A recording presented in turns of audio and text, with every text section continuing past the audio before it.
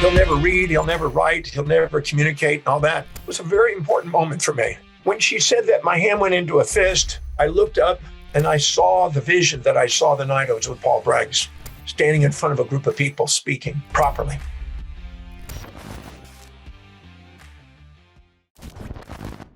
Welcome to the Turning Your Adversity into an Asset podcast.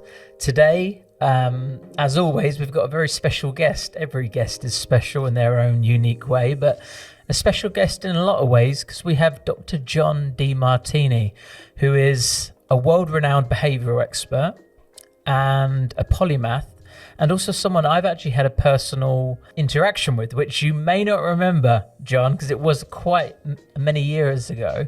It was, and let's just start here because I think this is quite interesting.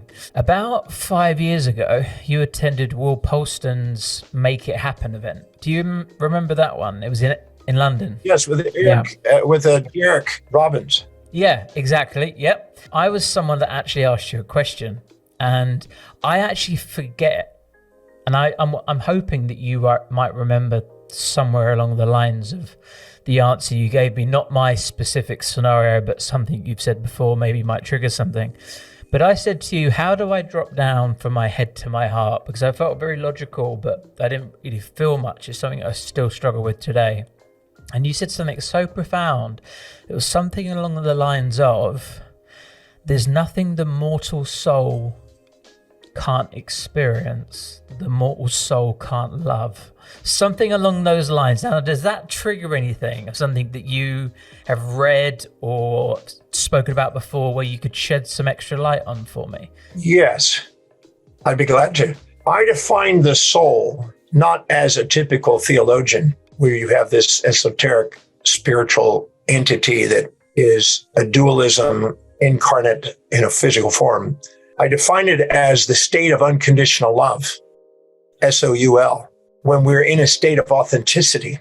See, if we're infatuated with somebody and we minimize ourselves relative to them, we have a inauthentic expression or perception of them, and we are minimizing ourselves. We're inauthentic on ourselves because we're minimizing. We're not being ourselves. When we resent somebody, and we're too proud to admit what we see in them is inside us, and we puff ourselves up and look down on them, we're inauthentic. So anytime we exaggerate or minimize others and minimize and exaggerate ourselves in turn, we don't have the state of unconditioned love. We have a state of judgment. And that judgment state leads to an exaggeration or minimization of self, which is an inauthentic expression. So I define the soul as the state of unconditional love, where you're not judging another individual nor yourself, and you're expressing yourself authentically in that moment. And that's a reproducible, scientifically demonstratable, obtainable. I've made a science out of that, so I can guarantee that can be manifested.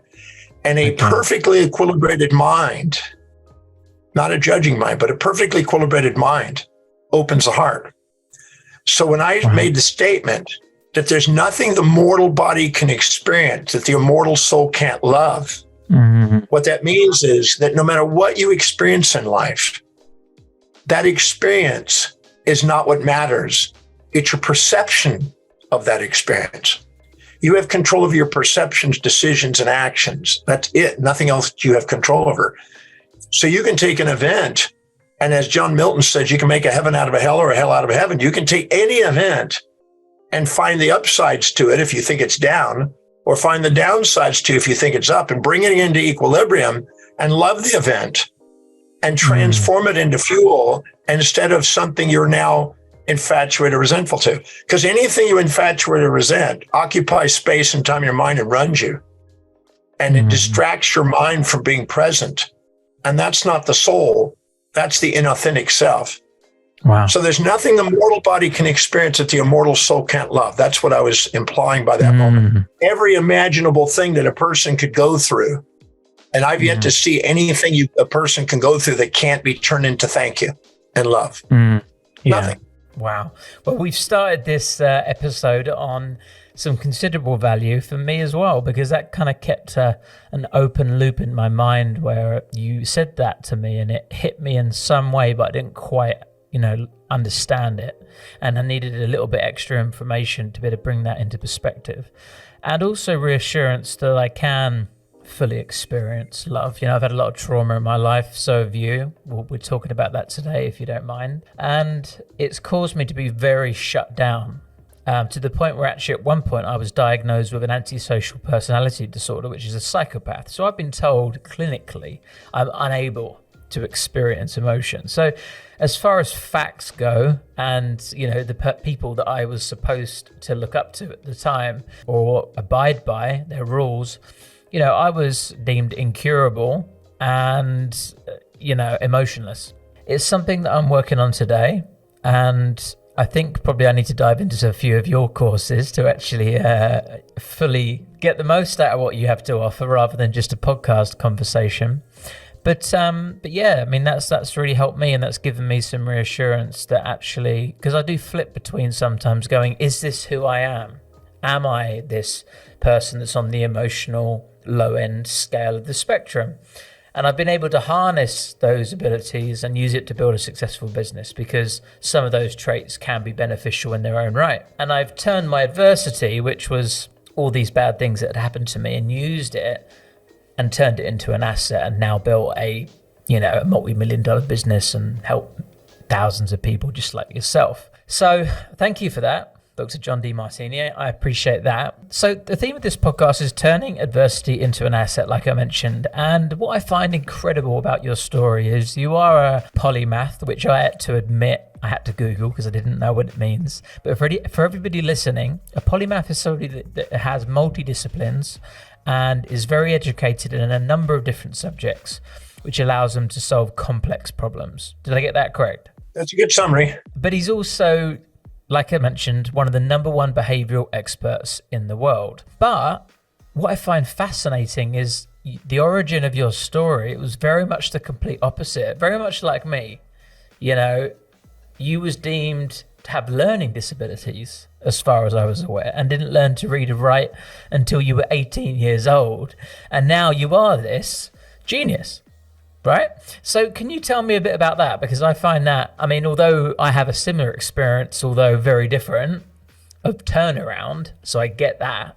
How did you drastically move that pendulum from one end to the other end? I was told in first grade by Mrs. McLaughlin in front of my parents, after failing reading classes, and I couldn't speak properly. I had a speech impediment.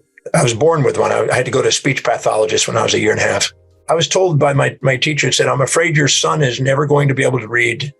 He's not going to be able to write properly. He can't speak properly, probably never amount to anything or go very far. But he seems to like to run, because I used to have to wear braces from age 1.5 to 4 years old on my arm and leg because I had a leg deformity. Sorry to interrupt now, but you're reminding me of Forrest Gump at the moment. Yeah, I actually had to wear big braces on my arm and leg. Wow. So there was a bit of similarity. But when I got out of the braces, I told my dad, I said, I went out of these braces. He said, well, if you keep your arm and leg straight, you can do it. And in order to do that, I really made a conscious effort to try to keep my arm and leg straight. And I used to prove to my dad that I could run straight. And I used to wait for him down at the corner, which is about 13 houses down, and then run faster than he would drive back home to prove that I could keep my arm and leg straight, to show it to him. Because I didn't want to go back into those braces. So I became good at running. I couldn't read. I couldn't pronounce and speak properly. I wasn't able to write properly. So I only made it through elementary school by asking the smartest kids questions. So I picked out all the smartest kids, girls and guys, and asked them, what did you get out of the class today? What did you get? And I had enough vocabulary to ask some questions. And they seemed to have their ego massaged. So they would tell me, and then I would take whatever I got from them and sufficiently try to pass classes from that. And that sort of worked until I was 12. I did make it through that schooling system. Then my parents moved from Houston, Texas to Richmond, Texas, which is a small, socioeconomically low economic town. where there's a lot of gangs and drugs and that kind of thing. And when I got to school there, I didn't have a bunch of smart kids. And that strategy no longer worked. And I just failed. I just didn't pass. And I was humiliated. So I dropped out of school. I left school and I became a street kid at 13. Eventually lived at the beach. And in Texas, surfing wasn't wasn't the surf capital. You had to wait for a hurricane to get surf. So at 14, I hitchhiked out to California and down into Mexico for the summer. At 15, I made enough money on panhandling in Huntington Beach, California to buy a ticket to Hawaii. I first lived under a bridge, under a park bench, then in a bathroom, and then an abandoned car, and finally a tent. And I kept social climbing and riding bigger and bigger waves. I got bigger, I got pretty good at surfing. Got into some surf movies and surf magazines and that kind of stuff. And then I almost died at 17. I had strychnine and cyanide poisoning that I didn't know what had happened, but it stopped my diaphragm and I was unconscious. And luckily, a lady found me in the jungle, unconscious, in my tent, led me to a health food store, which led me to a yoga class. And there was a guy named Paul Bragg speaking as a guest speaker. Now, I never went to classes because that's not something I did. I was led to this yoga class because this Afro-American albino guy told me that if I learned how to do yoga, it would help my spasms, because I had spasms. I kind of looked like Joe Cocker, the way my spasms were from the strychnine. So I went to this class that night, and one night in 1 hour, this one man spoke to me. He was speaking to everybody, but I could swear he was speaking to me. And that was the first night in my life that I thought maybe I could overcome my learning problems. Maybe I could someday become intelligent. Maybe I could read. Maybe I can speak properly. There was a bit of hope that night. And I saw a vision of me speaking in my mind, which I'd never seen before. And that led me to study with this gentleman. For 3 weeks, I went and studied every morning with this guy. And I gained a bit more insight. And then I flew back to LA and hitchhiked back to Texas. And when I was there, I hadn't seen my parents for a long time. And my parents taught me into taking a GED, which is a high school equivalency test, because I never finished high school. And I said, what do I need to do? And said, well, you just take a test. If you pass it, you got a high school degree and helps you in a job. If you don't, well, you got nothing to lose. So I went down there, closed my eyes, and said to myself what Paul Bragg gave me as a little affirmation. He told me, when I told him that I wanted to become intelligent, but I don't know how to read, he said, that's not a problem. I want you to say to yourself every day that I'm a genius and I apply my wisdom. So I closed my eyes when I took this test and I said, I'm a genius and I apply my wisdom. And for some amazing reason, I guessed, closed my eyes and just filled in dots and guessed on the answers and passed this freaking test. And I will have to admit, I really started thinking maybe this statement, this little affirmation has some sort of power. Mm. But then as a result of that, I tried to go on to take I couldn't go to college with that, but I could go to a junior college. So I tried to take a little class in a junior college, and I took history and English. And when I took the test on the history, I needed a 75 to pass. And so on the next day, when I looked out at the results, I was looking up at the top, looking for my name. I thought it was going to be alphabetical, but it was done by numbers, by the scores. Mm. And mine wasn't on there. And then I looked at the bottom and I got a 27. Everybody was above 75. I was down at the 27.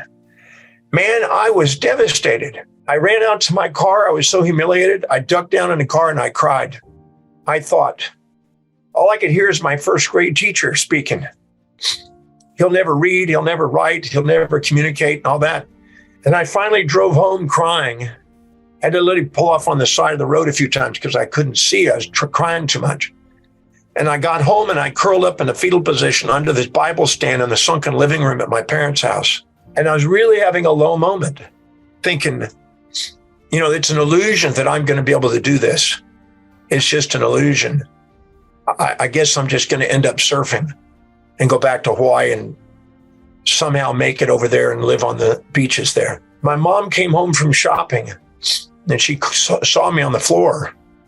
And she said, son, what happened? What's wrong? I said, Mom, I blew the test. I got a 27. I needed a 75 just to pass. I guess I'll never be able to read or write or communicate. I just recited what my first grade teacher said. And she just paused for a moment. And then she did what only a mother could do. She took her hand and put it on my shoulder. And she said, son, whether you become a great teacher and travel the world like you said you wanted to do, whether you return to Hawaii and ride the giant waves like you've done, or you return to the streets and panhandle as a bum, which you've also done, I just want to let you know that your father and I are going to love you no matter what. I need to hear that. It was a very important moment for me. When she said that, my hand went into a fist. I looked up and I saw the vision that I saw the night I was with Paul Bragg, standing in front of a group of people speaking properly. And I said to myself, I'm going to master this thing called studying, learning, and reading. I'm going to master this thing called speaking, pronunciating, and teaching. And I'm going to do whatever it takes. I'm going to travel whatever distance. I'm going to pay whatever price to give my service of love across this planet. And I'm not going to let any human being on the face of the earth stop me, not even myself. There's no turning back at this moment. I got up, I hugged my mom, I walked over to my bedroom. I got a Funk and Wagnall's dictionary out, and I made a commitment that I was going to read and memorize that dictionary. And so we broke it down into 30 words a day. By the end of the day, I had to be able to pronounce the words, spell the words, say the words properly, use it in a sentence, and describe the meaning. And my mom would test me on that. She wasn't a scholar. She didn't finish anything but high school, but she was a good crossword puzzle person. She knew a lot of words. And so she helped me pull out the dictionary, and I would go through 30 words a day. Well, if you do 30 words a day at the end of 2 years, that's 20,000 words. If you got 20,000 words, you're in a different position than you were 2 years earlier. So I learned to do that. And I started learning how to read, and I started reading dictionaries and encyclopedias. I read 8 complete sets of encyclopedias, and I started devouring libraries and books. And then about when I turned 19, my mom said, what do you want for your birthday and for Christmas? I said, Mom, I want the greatest teachings on the face of the earth, the greatest writings ever been written by the greatest minds who ever lived. And she said, are you sure you don't want a t-shirt? I said, no, I don't want a t-shirt. I want the greatest teachings. I just want to learn. I don't care about anything else. I don't care about food and clothing and stuff. I'm just interested in learning. Because when you've been told you couldn't, and then you discover you can, it's pretty inspiring. Mm-hmm. Now, I didn't know this, but my Uncle Ralph, who was my mom's brother, who was a professor at MIT at one time, and he was a chemist and physicist, she told him about this, what my request was. And I don't know how he got this. I really don't know to this day. But he sent 2 giant 6 by 6 by 6 foot wooden crates out on 2 flatbed trucks sent over to our house that was then put down onto the ground. And I went out with a crowbar and opened these crates up and carried in thousands of books into my room of every imaginable discipline and study, which is, a good part of why I became a polymath. I wanted to understand the laws of the universe, and I wanted to study every discipline and find the universal laws that apply to it and build a body of knowledge that I could use to rely on, that I could be sound, that when I presented something, I was solid about it. But I just went to work, and I started reading 20 hours a day. And if I was on the way to school, I'd read on the way to school, and I'd read on the way back, and I'd read in between classes. There was nothing more important to me than to learn at that time. If I had a girlfriend, she was second. Learning was number one, which frustrated some girls, as you can imagine. Mm. But I'm very grateful for that, because today, I've read over 30,700 books, every imaginable discipline, 300 disciplines. I've written and read about it, wrote about it. And I'm very grateful, because the teacher said I would never be able to read, and I've turned out I can read voluminously. She said, I've never been able to write. Well, I've written over hundreds of books. And she said, we'll never amount to anything. Well, I'm multimillionaire multiple times over, very financially independent multiple times over. and said that you'll never go very far in life. Well, I've traveled 20 million miles just in flights, and I don't know how many thousands of miles in sailing. You won't be able to communicate. Well, we reach billions of people now with radio, television, newspaper, podcasts, movies, and things of this nature. Mm-hmm. So the very thing that people tell you can't do may be the very thing you're destined to do. And I know in your situation, you had a challenging start, but I don't see that as a mistake. I don't see those as traumas or challenges in my life. I see those as exactly what I needed in order to be where I am at. Just because society doesn't comprehend it, and they put moral hypocrisies in place, and they put labels on people, and they, stop people from doing things, they don't realize that the very people that are going through those things sometimes become the people that do the greatest contributions. There was a guy I just spent time with this week who shot a boy when he was 11. It wasn't intentional. He thought the gun was empty, but it was loaded. And he shot his best friend. And he was somewhat suicidal, put himself in his own prison for many years. They didn't judge him for it because they didn't see it as an intentional thing. But he lived in his own hell.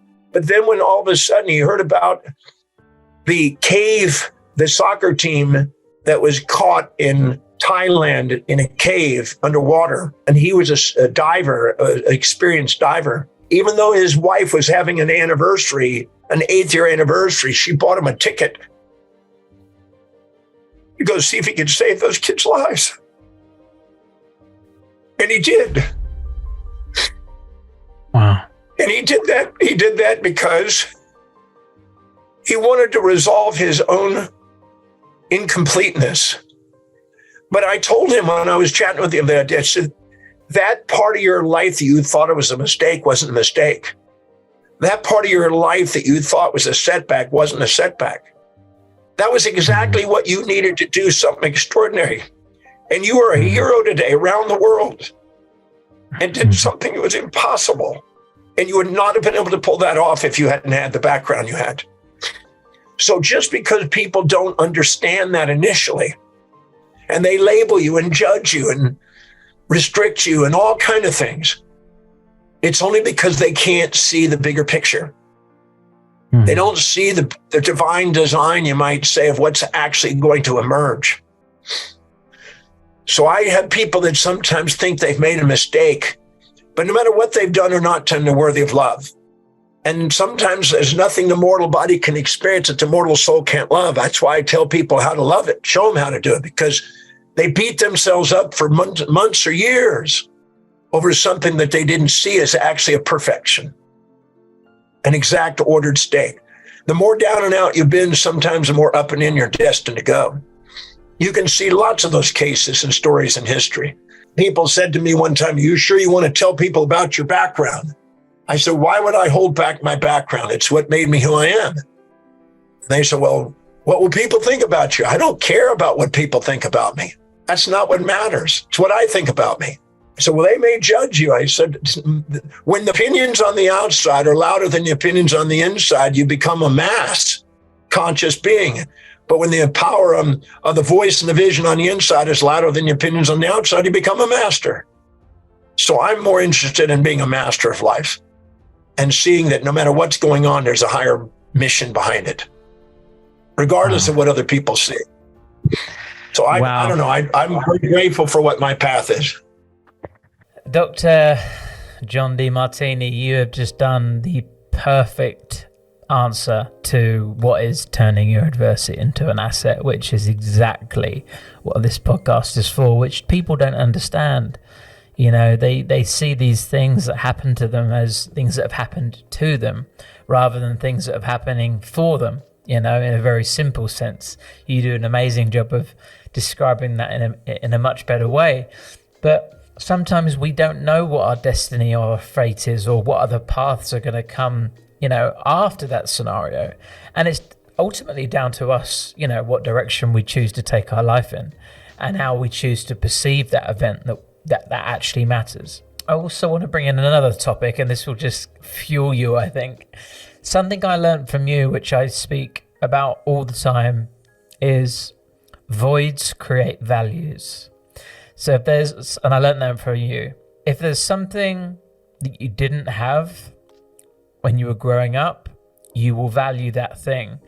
And my assumption, correct me if I'm wrong, is because you didn't have that freedom when you were younger, and you were living under the bridge and you were living on the beach or somewhat, you now value this freedom that allows you to do what you do today, which you're going to reveal in a minute, which I think is amazing. But I also find myself, that gave me a lot of clarity in my story.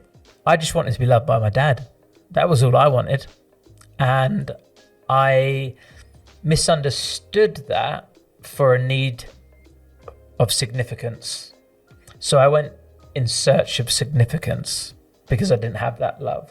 This is what I now can look back on and understand the journey that I've been on. I then went into acting at the age of like 8, 9 years old. I was like, I want to be an actor, I want to be a singer, I want to be a dancer, because I want this attention, I want this significance, and it gave me it. And then I was sexually abused. So that one got taken off.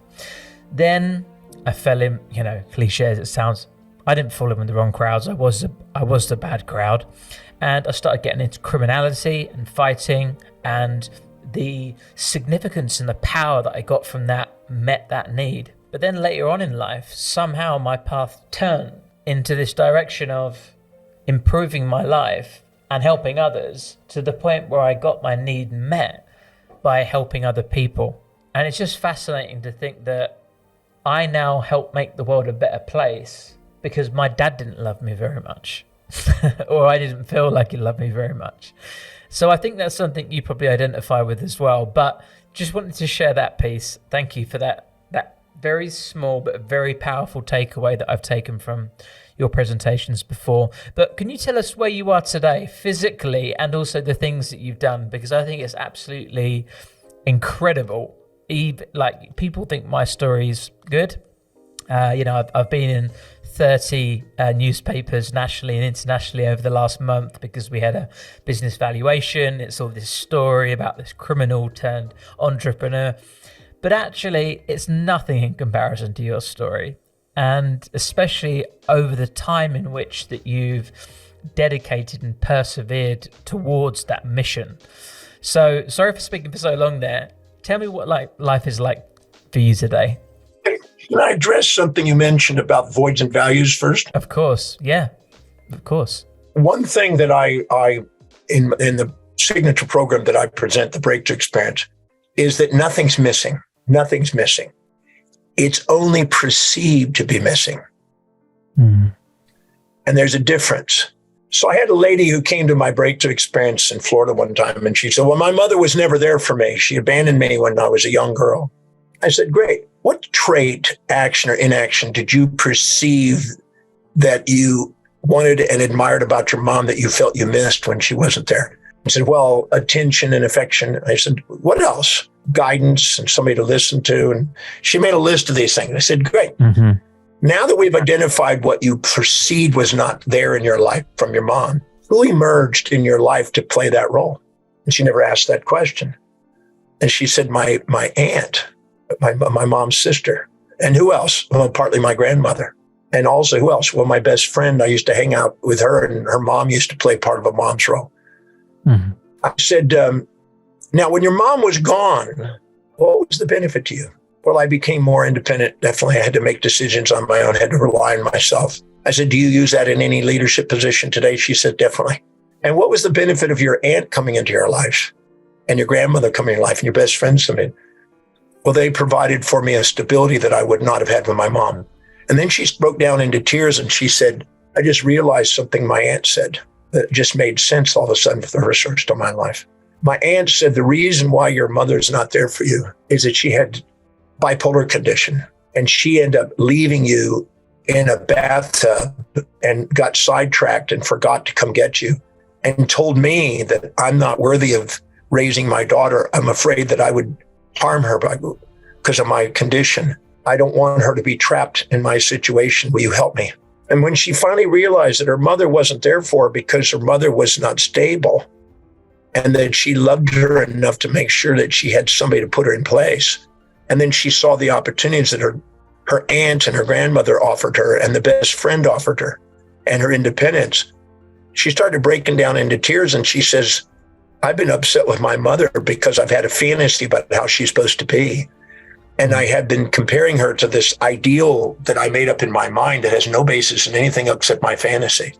Mm-hmm. And I realized that my mom loved me in a way that felt that she wanted to make sure I was safe. And she was concerned over her situation. When she had that realization, the story that she'd been running in her life that had, I've been abandoned, I've been gone, dissolved that day. And then I made her go through and everything that she thought she missed out on, who provided it, what was the advantage of the new people providing it, and what would have been the drawback if her mom provided it. And we cleared the story that she'd been having, that she'd been believing had been missing. So in your case, if you wanted specialness from your dad, if you were to ask, who provided that? Maybe it could be a gang leader down the street, I don't know, or a baseball coach, or I don't know who it would be. But if you identify what it is, you realize that nothing is ever missing, but it's not matching the form in which we fantasize and our perception wanted.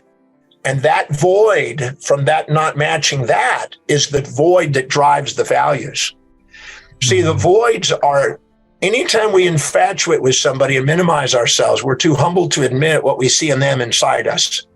And anytime we resent somebody and exaggerate ourselves, we're too proud to admit what we see in them inside us. And anything we're too proud or too humble to admit that we see in others inside us is a void, an emptiness that comes from judgment that wants to be loved and brought back into balance. And so those voids of those judgments eventually lead us to a path of love where we then realize nothing was missing and that we end up seeing things from a bigger perspective. Yeah. So it's true that our voids determine our values, but the voids are actually only perceptual. Nothing was actually missing. That makes sense. And the recognition of the form in which it's in liberates us, because then we realize the grace that we had, the magnificence of what we had. When I was 14 years old and I hitchhiked out to California, I finally make it to Huntington Beach, California, which is the surf capital. It's like the place you want to go as a hippie surfer. And I'm on the beach, it's 5:00, and all of a sudden this 27-year-old super hot babe comes up and looks down on me. I look up and she says, "Are you a runaway?" And I said, "No, my parents gave me a ride to the freeway." And she says, do you have a place to stay? I said, "Well, I'm going to be staying here on the beach." She says, "You can't stay on the beach. They have a curfew here. You have to go down to the cliffs to stay on the beach at night." "Well, I guess I'll go down there." And she said, "Do you need a place to stay?" When you're 14 years old and you see a 27-year-old hot babe, you say, "Well, if you're offering me a place to stay, I'm not going to pass that up." Yeah. I dated a 32-year-old that year, and now I'm definitely keen on a 27-year-old. Now that people would not understand, but if you live on the streets, you don't think about that. So I followed this chick back to her place. We got to her place and she says, "I'll wash your clothes, go take a shower. I'll make you some food. I'll meet you back here in 20 minutes and we'll have a discussion and tell me about your life." So I come back there and she makes me spaghetti and I'm clean now and chatting. And I found out that she had a son who was 4 years old that was taken away from her. She was married to a younger guy that came from a wealthy family. And when they divorced, the wealthy family took the kid because she didn't have an income. And she's now trying to make bathing suits to sell at the couture little places in order to make enough money to get her son back. Well, her son was 4. Her husband was around 24, 25. My age was 14 and a half. I was exactly a balance of her son and her husband. So she was making love with me like a husband, but taking care of me like a son. Now, her age was 27. My average girlfriend's age plus my mom's age, if you put them together and added them together and divided in half, that was her age. And she played a mom's role, taking care of me, feeding, cleaning, and she took care of my girlfriends by making love with me. So I learned at 14 that nothing's missing. It's morphing, and you don't have to worry about things missing. When I eventually left the girls' place, I lived at Jack's Surf Shop, and I got a little job there. I met Jack and the girl that ran the place, and that was the new parents, and now all the girlfriends were young again. And then when I lived in the back of the Golden Bear on a pallet in the back of an alley, B.B. King and Buddy Miles and the people that were playing at the Golden Bear, became father figures, and the girls that were waiting inside became the mother figures, and the girls on the beach became the girlfriends. And I watched everything more throughout that whole summer and that part of that year. And I realized I don't ever have to worry about something missing. It's constantly transforming. And that liberated me. And to be able to develop now things on showing people how to transcend grief and perceptions of loss and a lot of the stories that run people's lives and psychobabble that runs psychology about how you've been a victim and all that.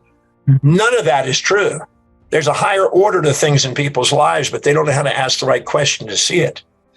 So I just wanted to share that just in case that was useful. It was. And I love it because it's coaching related. And, we at the Coaching Masters are big advocates of coaching. And there was obviously some very, very key coaching elements that you took that first lady through. And what comes up for me a lot in everything that you speak about is perspective. And I think that it must be underlooked by a lot of the general population, because a perception is essentially a scenario in which we decide to see it. I've just made that up off the top of my head, but I think that's pretty accurate. And we get to choose, but I don't think a lot of people realize they get to choose.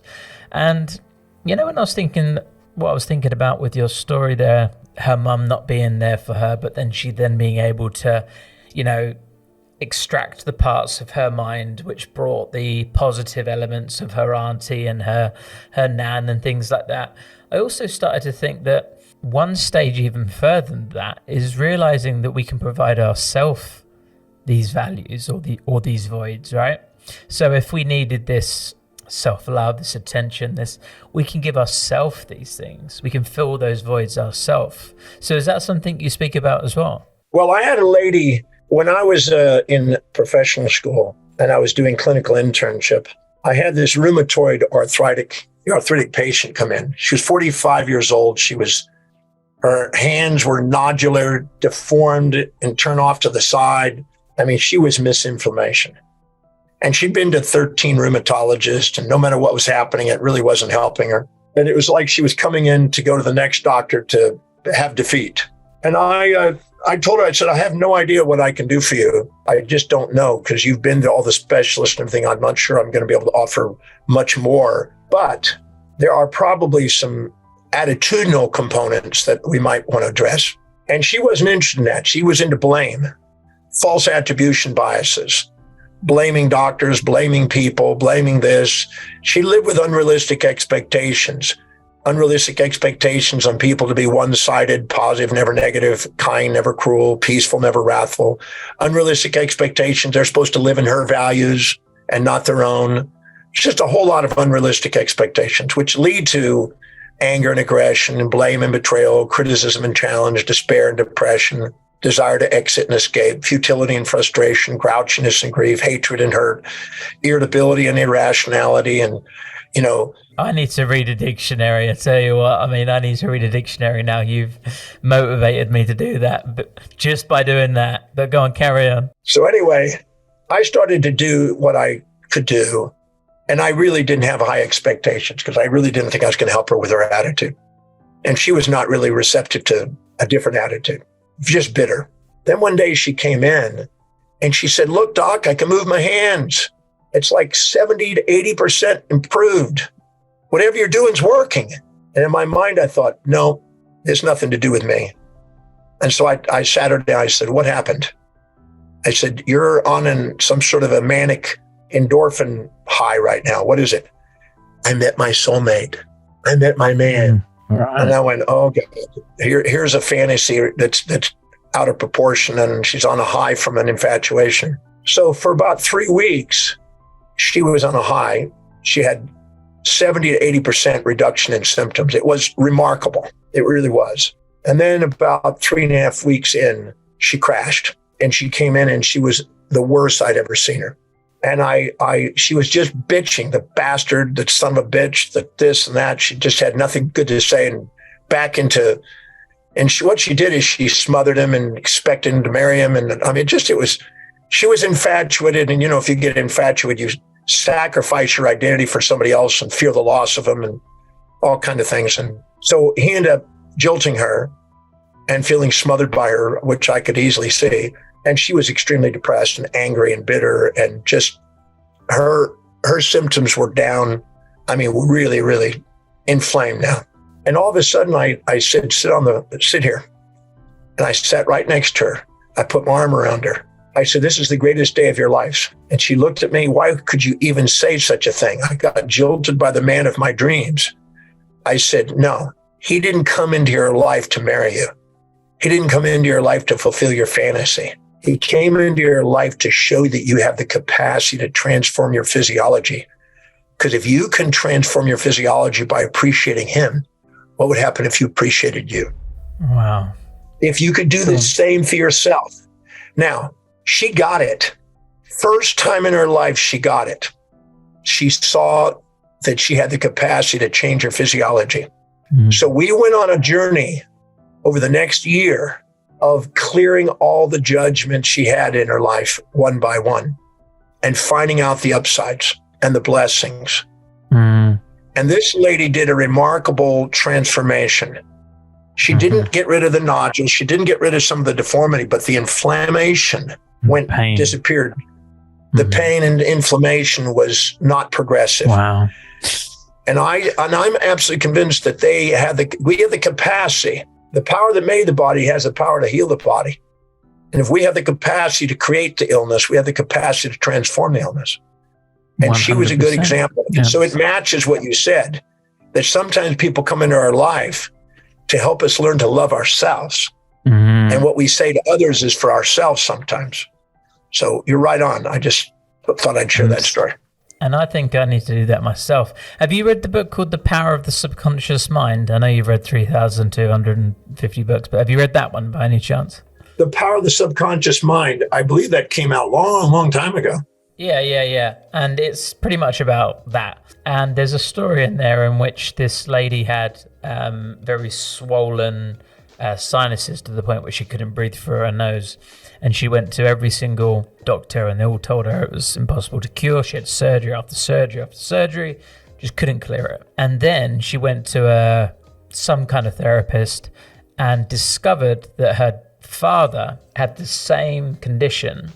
And she'd managed to build a rapport with her father through manifesting this condition. And this is documented. So the reason why I want to share this story is I want to share not a counter story, but a complementary story to what you've just shared, because my vision for this podcast isn't for the personal development junkies, isn't for the coaches, because they love to swallow this stuff anyway. This is for the mass market. This is to show people what the brain is actually capable of.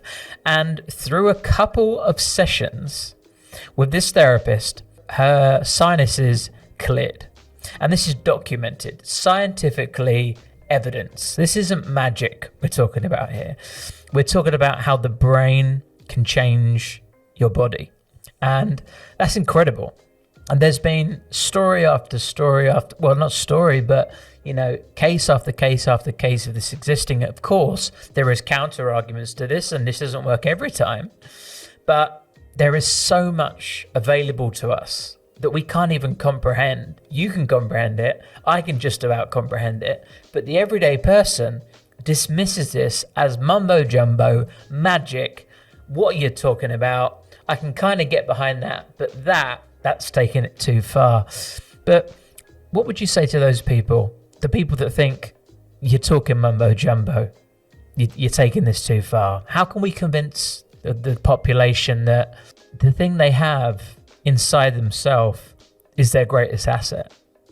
Have you got an answer for that? Yeah, I remember a statement that's been around for quite a while that says, to those who believe, no proof is necessary. To those who don't, no proof is possible. Waste no words on those who seek not. So I don't try to convince anybody. Right. It's a waste of time. To find out what they value most and ask them questions on things that will fill their needs so they're receptive to new ideas. But trying to convince them autocratically that this is what you need to believe is a waste of time. Yeah. Okay. That was maybe the wrong wording. And that's. I'd like to share a story that might be useful. It's a bit odd and it may stretch and probably irritate some people, but it's a good story. Go for it. So I'm at the Doral Hotel in Florida, And there's a woman that has bulimia, that's vomiting and eating and then vomiting and getting rid of it. And we went in there and looked at what was driving this. The only time she felt she got affection from her father is when she sat on his lap and he fed her. Those are the very faint memories when she was really young and she felt close to her dad. So she would eat to get the feeling of her dad. Mm. But her husband, she knew that he had, because he used to look at porn and he used to look at very small little butts. So she knew that if she gained weight and grew a big butt, that it would turn him off. So she would then vomit and make sure she would lose weight to keep a small butt because she didn't want to lose her husband. So she was trying to keep affection from her dad by eating, wow, then vomiting to keep her butt tight, so keeping her husband. And so she was caught between this bulimic system. So we went in there and found out that at the moment the father was not there to give attention and affection, who became the new father that gave her affection? And what was the drawback of her father doing it? And what was the benefit of these other people doing it? Mm-hmm. And then we actually found out where's the evidence of the father, the husband, of him liking your body the way it is, with even if it gains a bit of weight. And he was there. So we got to actually ask him. And he was very funny. He had a sense of humor. He says, babe, I like your butt and I like your ass the way it is. Mm-hmm. It was quite interesting. Yeah. But it was all in her head. So she created this whole thing where she was caught between this rock and a hard place. And the moment those were dissolved, her bulimia was over. So we create sometimes behaviors, unconscious motives that we're not even paying attention to, that are symptomatic, that are easily solvable if we ask the right questions. And that's what many times goes on in these people's lives.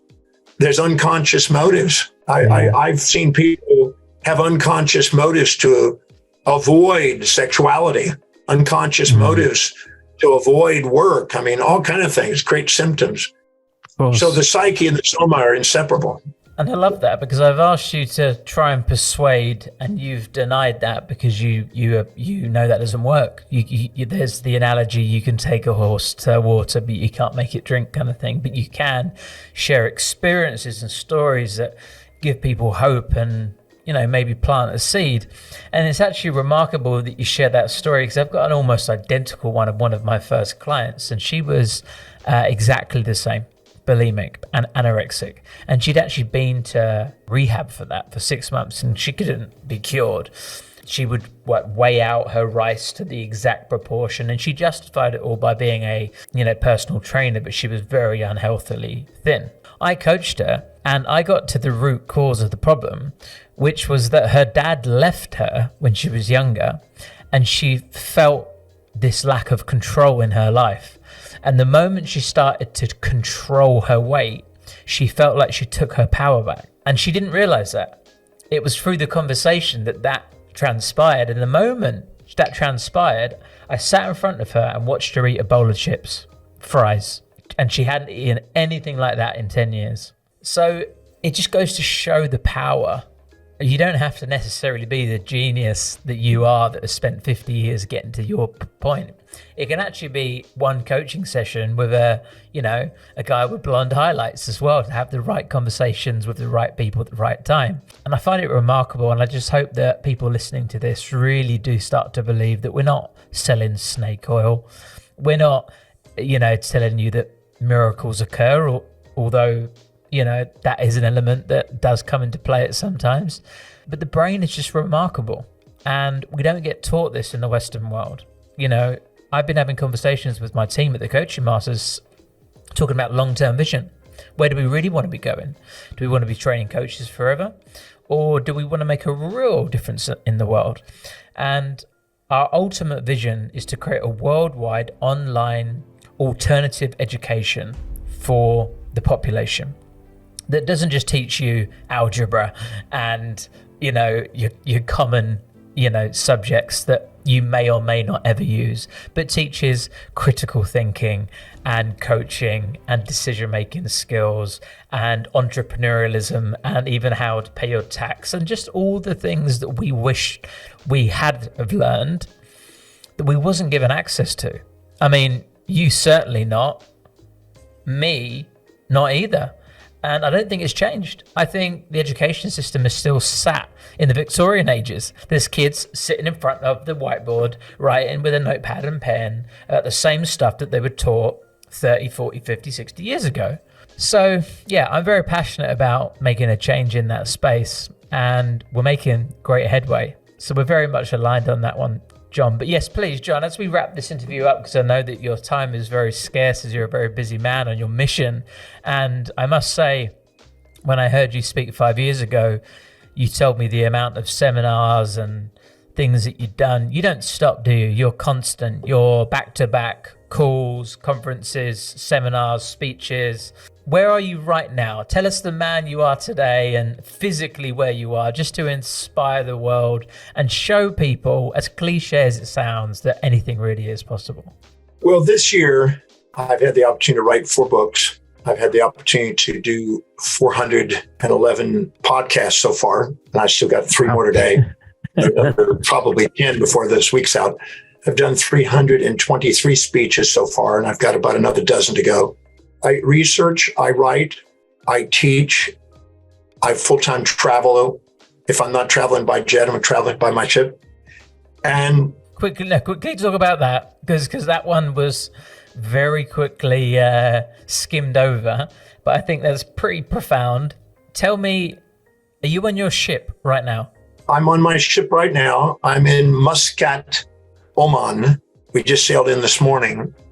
We came from Djibouti, Ethiopia, past Somalia, out into the Indian and Arabian Ocean there. And then now in here, and then I'll be going over to the Emirates, and then off to India and Sri Lanka, and then off to the Maldives and Seychelles. So I full-time travel. I've been living on the ship for 21 years. So I full-time travel either on the ship or I'm flying somewhere if I'm not on the ship.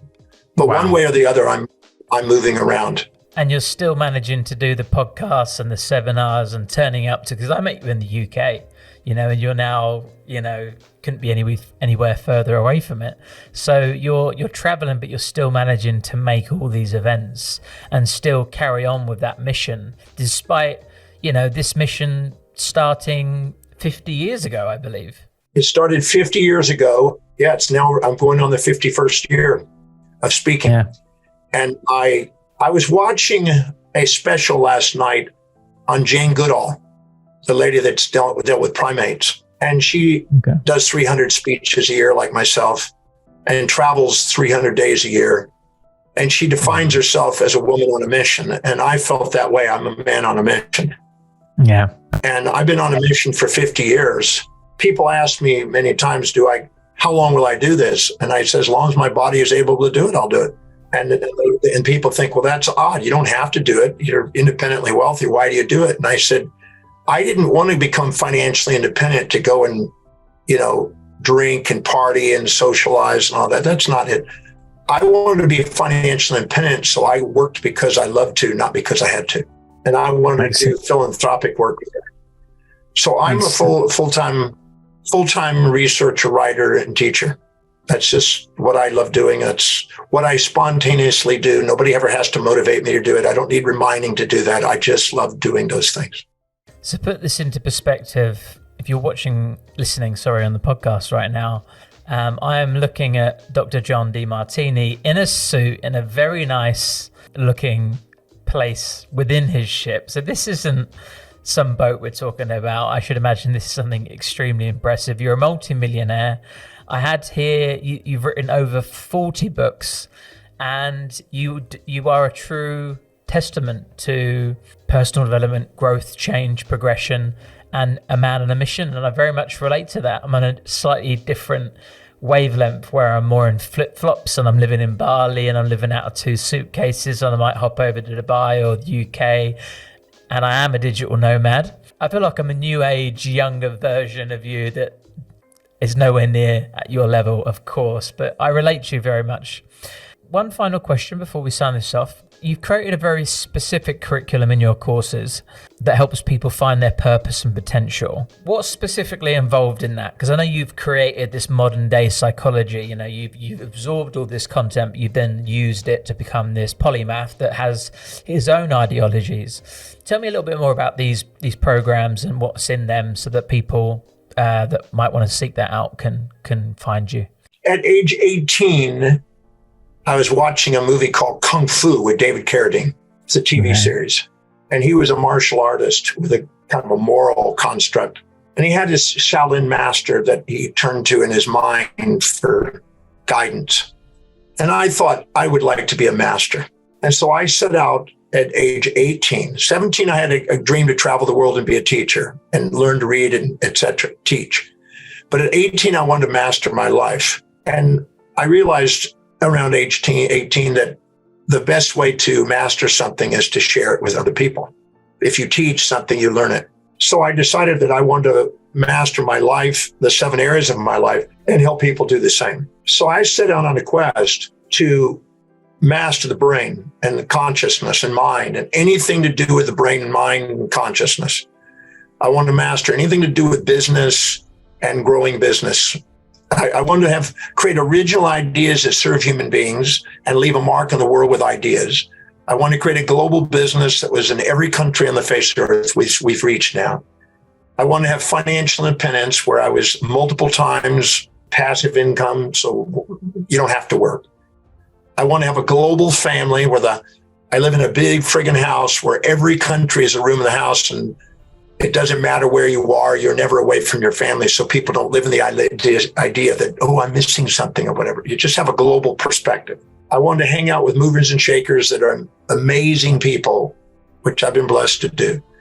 I want to have a vital body and have tremendous amount of energy. I'm 68 and still cranking and putting in 18 hours a day. I want to be inspired by a mission and not a religious thing. I didn't want to subordinate to some culture. I want to contribute how to live an inspired life for people, regardless of their background.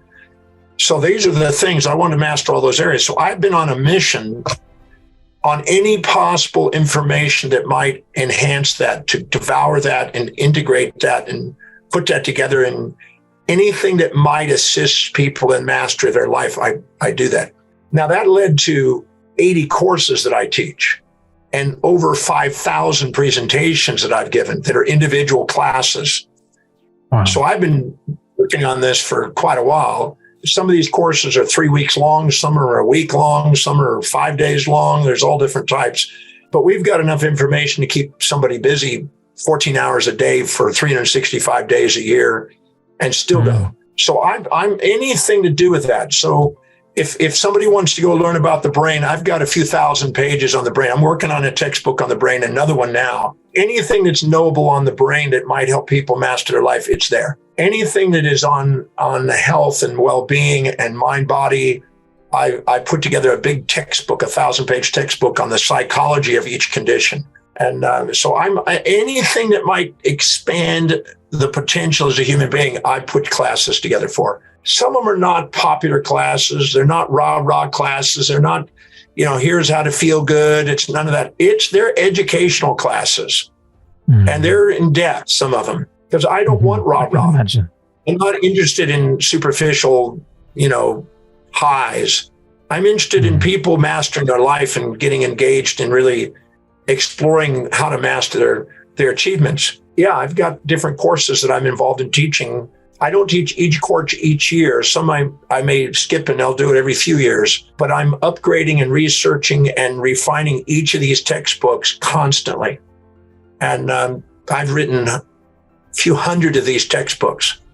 So I've written a lot of books over the years. There's about 40 or 50 self-help books, but there's a whole lot of textbooks and manuscripts. And is the best place for people to find out about that on your website, I take it? Yeah, they can just go to drdemartini.com and if it resonates with them, fantastic. Amazing. Some people look at that and go, that guy's overwhelming. That's not my thing. Yeah. I don't want to know that much. But if you're interested in mastering your life, if you're interested in, Paul Bragg, the Nobel Prize winner, said, it's not that we don't know so much, it's that we know so much that isn't so. There's so much misinformation out there. I'm interested in trying to sift through the misinformation and get down to the real core information. So you can rely on that. So 10 years from now, 20 years from now, 50 years from now, what is taught will still be accurate. I'm not interested in something that's fad. I'm interested in something that will be useful. I love that. And so I'm researching that every single day of my life. And every time I learn another piece, I refine and tweak and keep chipping away at mastering whatever I can as long as I live on the planet. Well, I'm going to be heading over to drdemartini.com after this, I think, for a refresher and some of your teachings, because I've definitely only scratched the surface of what you have to offer. One final thing as we close this off. The theme, as I mentioned, is turning your adversity into an asset. You've answered this time and time again throughout this podcast, but on a final note, something different. If anybody who is in that adversity space right now and they can't see a way out and they'd love to turn it into an asset, but it just seems like this void in between that they just can't see how to bridge that gap, what would you say to them? Stop the friggin' story and running the drama and the bullshit that you're playing the game of, thinking you've been victimized. That's getting you support by people that suck up and are wounded in the past, trying to buy into a compassionate path for you. And get your shit together and start asking how is what's happened on the way, not in the way, and quit running your story. People want to run their dramatic story and they don't grow that way. When I had a lady that was with me at the Breakthrough Experience this week, and she wanted to run this story because she was sexually, quote, challenged by an older man when she was younger. And I asked her a question. I said, you can sit here and run that story. You've been running that story 32 years and you haven't gotten anything out of it other than you're now a victim and you're crying and you're playing hurt and you're done that. So stop the bullshit. Go back to the moment when this occurred. Great. How did it help you? And she said, it didn't. And she cried. I said, stop the story. Stop the drama. Your emotions are not anything but things that you're just allowing to run your life, and you're in systems one thinking. You're in survival. You're not going to master life that way. Answer my question, be accountable. How did it help you? She said, when that occurred, I got serious at school. I stopped the partying and playing around with my friends. Good. Did you finish college that way? She started crying. She says, I don't think I would have ever finished college if it wasn't for that. I said, great. What's the second benefit that happened from that? Simple, right? I learned my power and the power and how to use my sexuality with men. I said, is that giving you opportunity? She says, it has. Is that allowing you to compete with men in business? She goes, it has. I said, has that made you some income? She said, it has. Did you give a percentage to that man that fondled you?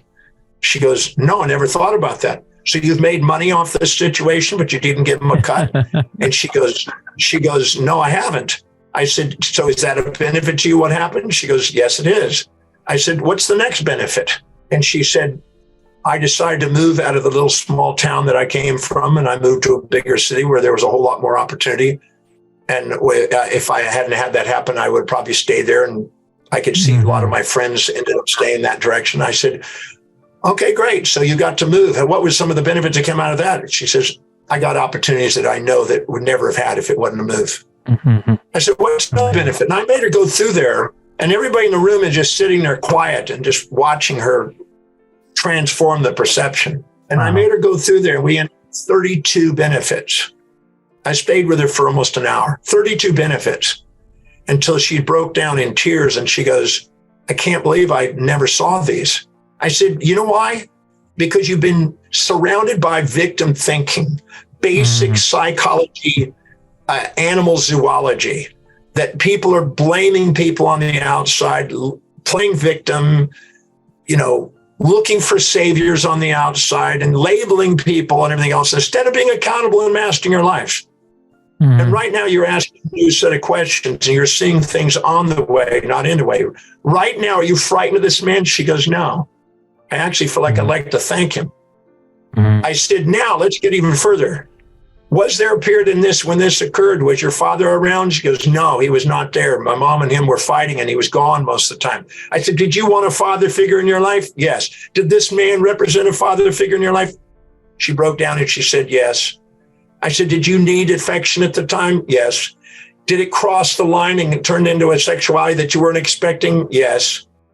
Did you ever scream, yell, or holler or bite him or go to the police? And she says, no. I said, why? And she finally got to the truth and she said, because I wanted to feel special and it gave me a feeling of special. I said, good. Wow. Congratulate yourself on finding a strategy that worked at the time. Now, that's incredible. Most people have a curiosity about sexuality around age 4, 5, 6. Most people don't want to realize that, but it's real. I said, and most people are curious about their sexuality and they sometimes explore their sexuality. We can turn that into terrible. We can turn it into an opportunity. It's totally up to you. I said, I had a babysitter give me a blowjob when I was 9. And I could sit there and go, oh, I'm a victim of a babysitter.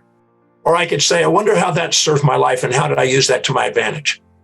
That allowed me to be able to date older women. They gave me an opportunity to have the things and the stories I've had. I don't look at things as mistakes. I don't look at things as, flaws. I don't look at these as, this is a trauma. I look at these are events. Every event has two sides. You can choose to see it as a downer. You can choose to see it as upper. You can choose to see both and see it as completely neutral.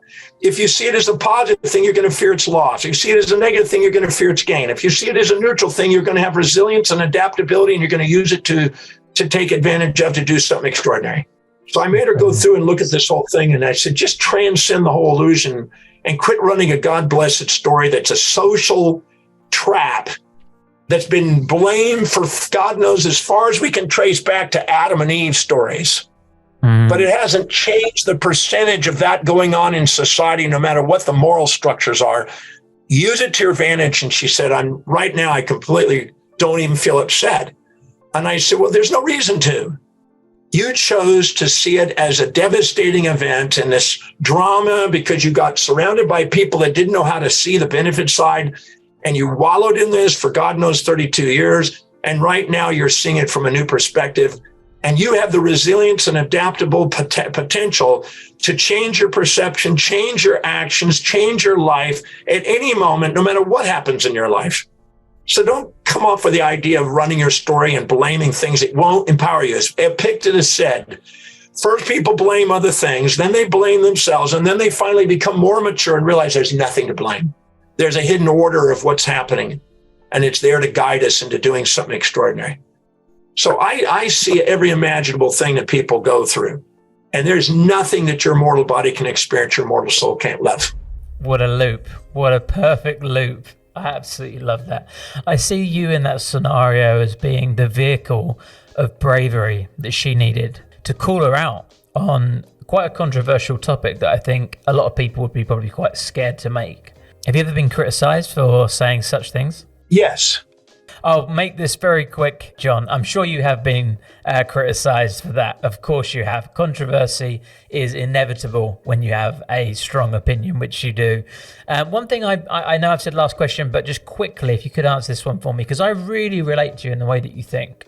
It's almost identical, I think, in the way that I think, but just you on a much more profound level. Do you have a lower emotional capacity than others, or do you still have a high emotional intelligence with this high logical, rational sort of ability? Because I feel like I'm benefiting in one area. It's almost like I'm blind, but I can hear better, right? Are you blind and can hear better, or can you see and hear better? Emotional intelligence is not running wild with emotions. It has self-governance.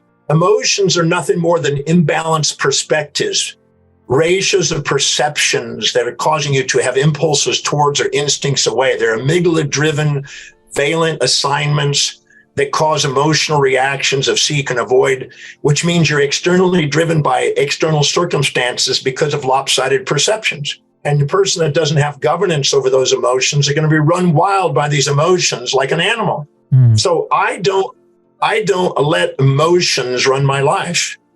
I let gratitude, love, inspiration, enthusiasm, certainty, presence, which are transcendental synthesized feelings, not polarized emotions, run my life. Wow. So if I find myself impulsively infatuated with something, I immediately think of what are the downsides and I calm it down and I get it back to center so I can feel gratitude for that individual, but not infatuation. And if I'm resentful of something, I immediately find the upsides to it so I can feel gratitude for that individual, not resentment. So I'm not interested in running the story of drama, which is a positive feedback system that dramatizes and takes you away from governance. I'm interested in letting your executive center use glutamate and GABA to calm down the impulses and instincts of the amygdala so you have governance over your life. When people come in and they got all this drama and they want to run this story, I'm not interested in the friggin' story. Why? Is because when I get through with them, that story is over with. There is no story. It was a false, lying story. It's all. So why would I want to hear their? Why would I want to get paid to hear people all day long and not transform their story and take it to thank you, I love you? Anything you can't say thank you, I love you for is bullshit. Anything you can say thank you, I love you to is now seeing what really was there. So no, I'm not interested in being dramatizing people and having compassion for people's wounds and all that other crap. I'm interested in helping people get in touch with reason and help them sort through and find the hidden order in their apparent chaos so they can be grateful for their life and be certain about their path and their purpose and get on with it. Not run their wallowing, whipping, snotting little story about how they've been wounded by some trivial thing that they want to run their life by. Wow. Fair play, which is the expression we have in England, which I don't know if you've heard, which means congratulations, well done for having the courage to say that, and being so ballsy, which is another English expression, which means no. I think that's pretty global, having the balls to say those sorts of things. But Dr. John Demartini, this has been an absolute pleasure. I've taken a lot away from this personally. I know everybody listening will have taken a lot away from this episode. Thank you so much for being here. This has been another episode of Turning Your Adversity into an Asset with your host, Raymond Taylor, and we'll see you on the next one.